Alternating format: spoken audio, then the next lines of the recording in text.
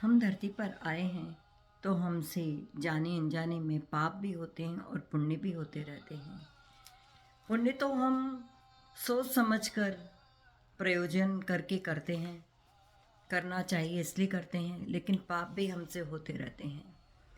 और पाप और पुण्य के भोक्ता हम बने रहते हैं, क्योंकि कर्ता भी हम ही हैं। हम मानते हैं कि हमने पुण्य किया और पाप के भी कर्ता हम होते ही हैं, क्योंकि जब तक अज्ञान है तब तक हमारे दुखों की निवृत्ति नहीं हो सकती और कर्ता भाव भी का विलोप नहीं हो सकता। कर्ता भाव भी बना ही रहेगा।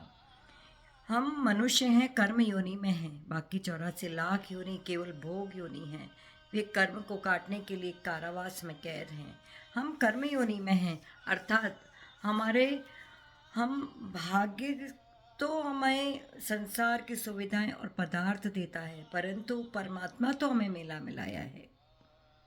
परमात्मा भाग्य के अधीन नहीं है। परमात्मा की ओर जाने के लिए आप परम स्वतंत्र हैं और बस यही आवश्यक है, चित्त की निर्मलता। और चित्त की निर्मलता सत्संग से ही होती है, क्योंकि कहा है रामचरितमानस में भी, बिनु सत्संग विवेक न होई और राम कृपा बिनु सहज न सोई। राम की कृपा से हमें सत्संग मिल गया, लेकिन सत्य का संग करना ही सत्संग है। और सत्य क्या है?